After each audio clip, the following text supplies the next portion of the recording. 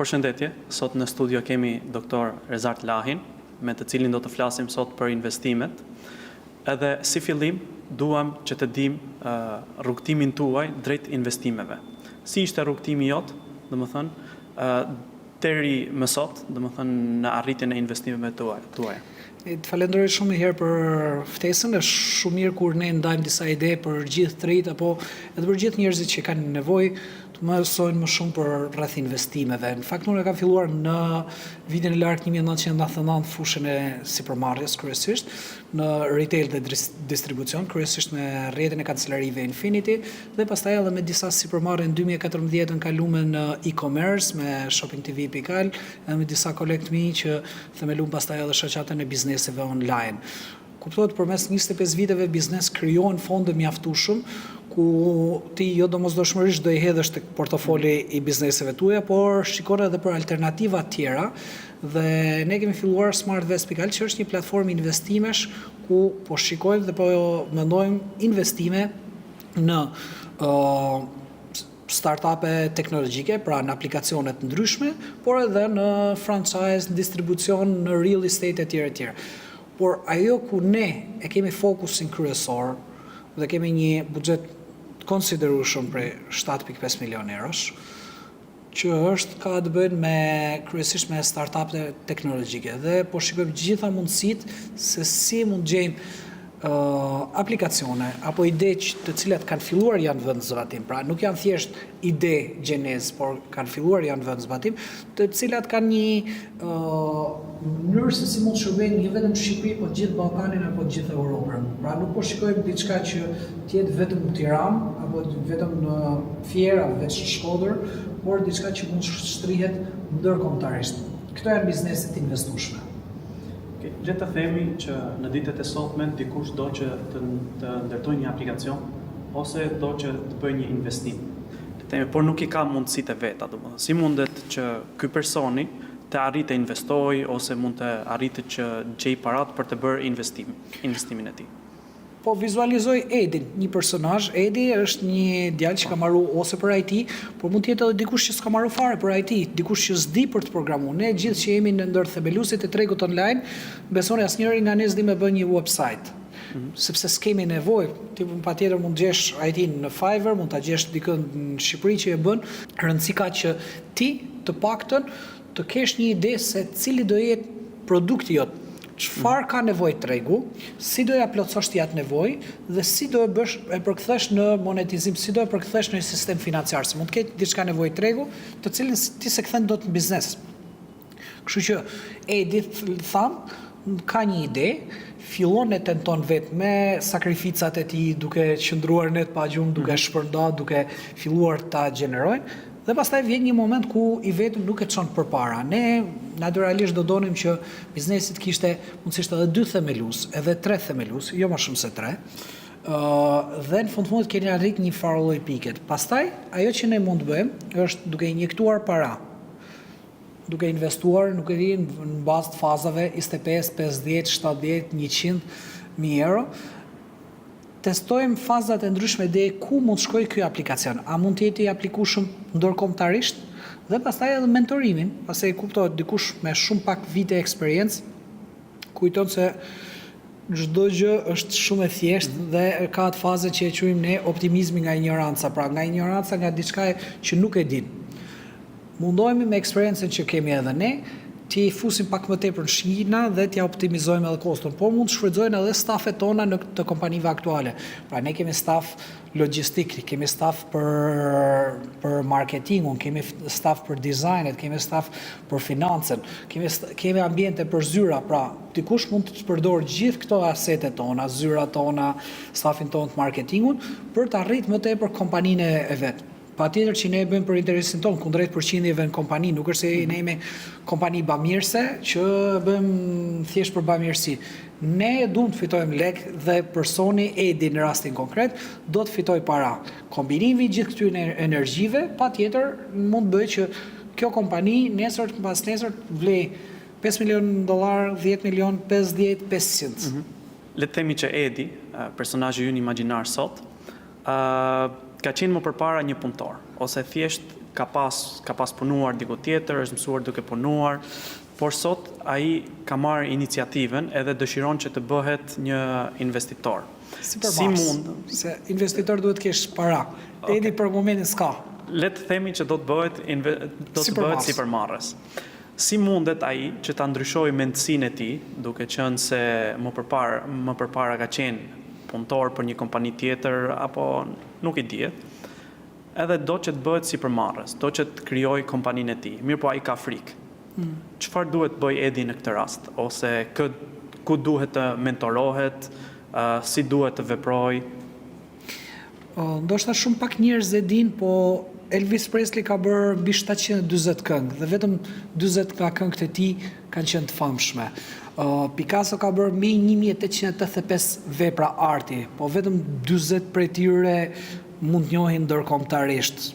Ka shumë raste tjera. Thomas Edison 1075 patenta. Ne njohim kryesisht llampën elektrike. Colonel Sanders nga KFC ka bërë mbi 1000 takime deri që mori franchise-in e parë. Thonë 0.09% marsh suksesi, që do të thotë 99% dështime. Imagjino sikur këto gjeni të kishin hequr dorë që me dështimin e parë. Pra, Edi gjëja parë duhet tentoj, duhet t'i thoj vetes që unë duhet tentoj ta bëj këtë sipërmarrje, me kushtin e vetëm që çdo ditë të zgjohet dhe të thojë çfarë mund të bëjmë më mirë nga kjo sipërmarrje, me kushtin e vetëm që të pranoj dhe gabimet të filloj nga vetja, mos t'ia lë fajin që stafi e kishte fajin për këtë, vendi e kishte fajin për këtë, koha e kishte fajin, çdo gjë e ka fajin Edi dhe vetëm nëse ja pranon fajin vetes, mund bëhet sipërmarrës i suksesshëm. Kthehemi edhe një herë, si mund ta marr vendimarrjen Edi që nga punojës të bëhet sipërmarrës. Së pari të jetë gatshëm për të sakrifiku, të jetë i gatshëm për dështu dhe të jetë i gatshëm që të punoj orar pa orar. Sipërmarrja ndryshe nga duke qenë i punësuar, nuk ka orar. Ty të mendon në të rri mendja 24 orë të pjesa, pra bësh obsesiv tek ajo gjë që ti do të bësh. Pra ti duhet jesh gati që suksesin ta marrësh avash. Ne nuk mund zgjohemi nga 30 vjet që s'kemi bërë asgjë gjë dhe të nesërmen të shkojmë palestër dhe të pas nesërmen ne të kemi muskuj. Ndodh? Jo. Duhet shkojmë për muaj me radhë, për vite me radhë palestër. Pra duhet ta konsiderosh biznesin si palestër. Pra duhet një karakter i fortë dhe ta ndajë mendjen që ai duhet të punojë për biznesin e tij. Ai mund stërvitet patjetër te biznesi tjetrit, që do thotë mund të marrë përsipër përgjegjësi. Thotë, ju më keni lënë me vendos mikrofonat këtu në këtë studio. A mund të merrem pak edhe me ndriçimin? A mundem ta mësoj pak edhe kamerën, ku janë filtrat e kamerës? Si mund të bëj këtë gjë? A mund të mësoj online në YouTube si ta bëj edhe montazhin Adobe Premiere apo në CapCut? Të marri përsipër përgjegjësi, pasi sipërmarrësi së pari merr përsipër përgjegjësi. Nëse këtu bjen flaka, i pari që vjen sipërmarrësi dhe thotë çfarë do bëjmë. Pra, e para. E dyta, duhet ketë vazhdimsi të ajo gjë, pra nuk duhet vetëm një ditë të rregulloj ndriçimin, të rregulloj mikrofonat apo të bëj vetëm një montazh Premiere, po duhet për çdo ditë në mënyrë me vendosmëri ta përmirësoj atë proces. Këto kemi bërë gjithë, s'kemi bërë një çudi të madhe, thjesht kemi qenë obsesiv që të marrim përgjegjësi. Së treti të prodhojnë vlerë, nuk ka rëndësi, nuk mund të shkosh ti sipërmarrësit, ti thosh, marrit rrogën 50.000 lekë. Pse? Ti arrit performancën me 10%, nëse unë të arrit rrogën 50.000 lekë? Jo, po unë duke punu jam. Jo. Nuk mund të ketë rritje. Së pari ti do investosh i pari, siç do jetë në biznes, do investosh. Ti gjithmonë duhet të punosh më shumë se ç'paguhesh në mënyrë që një ditë paguhesh më shumë se ç'punon. Ky është thelbi i sipërmarrësit. Nëse ti investon tek biznesi ku punon, pastaj mund të investosh edhe te biznesi jot. Nuk mund të jesh dembel te biznesi tjetrit dhe punëtor te biznesi jot. Duhet të jesh punëtor tek të dy. Kështu që duke i pas këto parime, ti mund të stërvisësh, mund të bësh muskujt e palestrës para se të bësh sipërmarrës edhe te biznesi tjetrit, në mënyrë që ai të kuptojë që unë kam nevojë për Edin. Edi ka shpirt sipërmarrësit dhe një ndër veçoritë kryesore të sipërmarrësit është inovacioni. Pra kur ti nuk shkon te shefi dhe i thu më shprish goma makinës, por kur ti rregullon gomën e makinës edhe pse të shprish, gjen zgjidhjen, shkon te mekaniku, i gjen gjitha zgjidhjet dhe ti bën inovacionin pjesën e vogël, kur të shprish rafti ti gjen alternative si me rregullu raftin, nuk i troket e dera, të shprish rafti shef ç'a të bëj. Pra, inovacioni tham, vendosshmëria, gatishmëria për sakrifica. Qose këto i bën, patjetër që je gati edhe për sipërmarrës. Nuk ka sipërmarrës lindur që ky ka lind sipërmarrës, ky s'ka lind. Janë thjesht disa njerëz që në momentin e caktuar tentojnë të hidhen nga shkëmbi, duke e ditur që aty poshtë ka ujë ose duke shpresuar që do bin pak më butë se ç'bin tjerët. Okej, ta marrim tani nga këtë aspekt, duke qenë se Edi dëshiron që të bëhet sipërmarrës. Mirë, po më përpara ky ishte punëtor, edhe paguhet.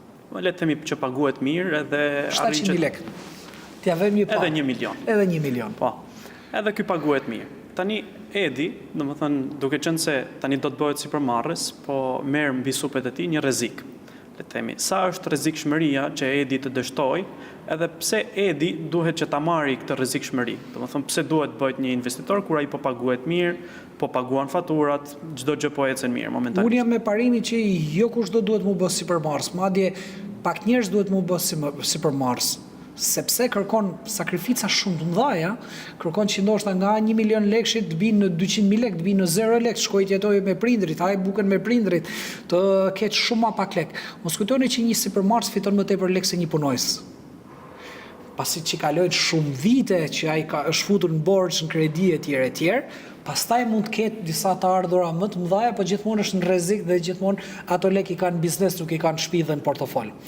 Pra jo domosdoshmërisht Edi duhet bëhet sipërmarrës, ama nëse Edi do që të bëhet sipërmarrës, ka disa mënyra, siç e kemi bërë gjithë. Unë kam punuar për 10 vite me radhë, kam punuar në një vend tjetër, pra si punësuar dikun, dhe nga ana tjetër pas ditë shkoja punoja te biznesi im dhe lekët e rrogës i hidhja për të mbyll humbjet e biznesit për shumë vite me radhë. Kështu që Edi duhet jetë i gatshëm së pari për të sakrifikuar deri kur vjen një moment që ai duhet hidhet all in, të lëj punën.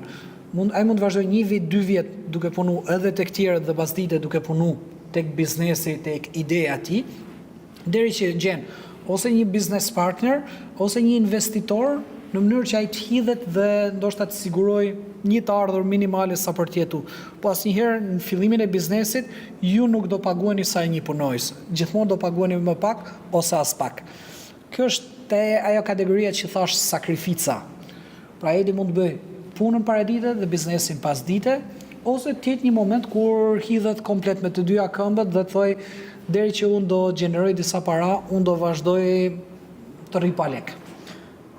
Tani për ta kthyer pak nga ana tjetër, domethënë, le të themi që Edi e krijoi biznesin e tij dhe u bë sipërmarrës. Domethënë, sa janë ose sa është përqindja që Edi të jetë i suksesshëm në atë çfarë ndërtoi, le të themi. Që mos të marrim vetëm Edin si shembull, por që le të themi që ndërtuam një aplikacion, edhe aplikacioni është gati, edhe ne do ta fusim në treg, domethënë, sa është përqindja që ai aplikacion të jetë i suksesshëm, duke qenë se shumica e gjërave tani, domethënë në teknologji janë konsumuar, le të themi. Çfarë do lloj aplikacioni që ne të mendojmë, e ka menduar dikush tjetër përpara nesh, edhe e ka ndërtuar, është gati edhe po ecën. Sa është përqindja që Edi të mbizotëroj, domethënë në tregun e sotëm në teknologji? Atëherë, statistikisht 9 nga 10 biznese falimentojnë brenda vitit parë. Që 90% i ka mundësi që prej vitit parë të falimentojë. Gjitha shanset flasin kundra tij. Pra shanset i ka shumë të vogla të mbijetojë. Nga ana tjetër, brenda 1 deri në 3 viteve edhe gjysma i tjetër ikin. Kështu që shanset për të pas një biznes që kalon 3 vjet janë shumë të vogla, më pak se 5%. Megjithatë, unë nuk besoj shumë te idetë se sa tek zbatimi i ideve. Po t'jap një shembull. Janë 3 vëllezër, Alexander, Oliver, tjetrin nuk e mbaj mend, që janë vetëm 1 orë gjys larg prej këtu me avion dhe kanë kopjuar çdo ide dhe sot janë bilioner me B, bilioner ose miliardier. Kanë kopjuar çdo ide. Kanë filluar, pra janë vetëm në Gjermani, këtu afër, 1 orë gjys larg. Panë që po ecte eBay, bën një kopje të eBay-t, e bën në Gjermani, brenda 100 ditëve ja shiten $55 milion vet eBay-t. Bën Zappos, një kompani këpucësh në Amerikë, e kopjuan, e bën Gjermani, e shiten edhe atë. Kanë bërë kompani të ndryshme, nga Airbnb-ja, Windu, nga kompani të ndryshme, dhe normalisht që u bën bilioner dhe kanë krijuar me dhjetra kompani. Kështu që edhe nëse ti merr një ide fantastike që ka funksionuar në botë, dhe ti e zbaton shumë mirë Shqipërinë, Kosovë, Maqedoninë, rajon, nuk do të thotë që ti s'ke sukses, nuk do të thotë që ne gjithë do shpikim Facebookun apo Google nga e para. Ti mund të marrësh një ide shumë mirë dhe ta implementosh edhe më mirë. Ose mund të krijosh një ide, madje më e lehtë është të kopjosh një ide dhe ta bësh shumë mirë, se sa të shpikësh një ide nga fillimi se do ndryshosh sjelljen konsumatore tek ajo gjë. Po për ato aplikacionet që janë të ndërtuara, domethënë le të themi që Edi hyri në treg, kaloi 3 vite, edhe tani është në treg. Po. Sa është mundësia që Edi të qëndrojë në treg, le të themi? Kjo varet nga aftësia e Edit, dhe sepse ka edhe konkurrencën. Jo gjithë flenë gjumë, edhe Edi që ka hyrë në treg, mund të ketë prish punë dikujt. Pra, parat që ai ka marrë, të ardhurat që ai ka marrë në kurriz të dikujt tjetër, në kuptimin që kjo është një luftë për mjetesë. Aty janë 200 milion euro. Tash gjithë vrapojnë si ti marrin. Një moment i ka marrë Edi, varet cili përditësohet, cili e përmirëson biznesin e tij çdo ditë. Okay, tani edhe për ta përmbyllur, domethënë, një mesazh të fundit për ato personat që duan të hyjnë në sipërmarrje, edhe se çfarë ju sugjeron ti që të bëjnë apo mos të bëjnë që të jenë edhe ato të suksesshëm. Së pari, një pjesë të gjërave ne e thamë, pra duhet jenë të gatshëm për të sakrifikuar etj. Ajo që do thoja unë është që të lexojnë, të mësojnë për fushën e tyre, do bëhen më të mirët dhe patjetër edhe të kërkojnë ndihmë. Të kërkojnë dikujt që ka bërë një biznes më të mirë, ose ta mentorojnë, po duhet të gjejnë arsyet pse ai t'i japi nga koha vet, ose të kërkojnë ndihmë, por gjithmonë ndihmën, idetë dhe këshillat t'i marrin nga njerëz që kanë bërë shumë më tepër se ato. Mos pyesin vlla, nan, bab, motër.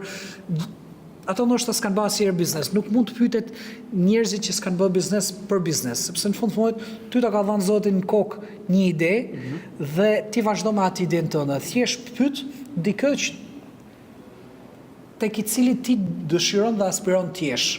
Pra, personi që ti ke pyetur, a dëshiron të bësh si ai apo jo? Mos pyet dikë për cilën ti nuk dëshiron të bësh si ai. Kjo është ideja. Kështu që edhe këshillimi të shmang shumë gabime, të cilat ti i bën nga mungesa eksperiencës. Unë paktën jam mundu gjithmonë me pyet njerëz që kanë pasur shumë eksperiencë se unë dhe kam shmang shumë gabime, siç kam bërë sa dush gabime, të cilat do doja mos më kishin kushtuar kohë, lek, energji, ditë kthimi mbrapa etj. Ju falenderoj shumë për përgjigjet edhe për këshillat e tuaja të arta, edhe faleminderit që ishit në studio sot me ne. Faleminderit edhe nga ti.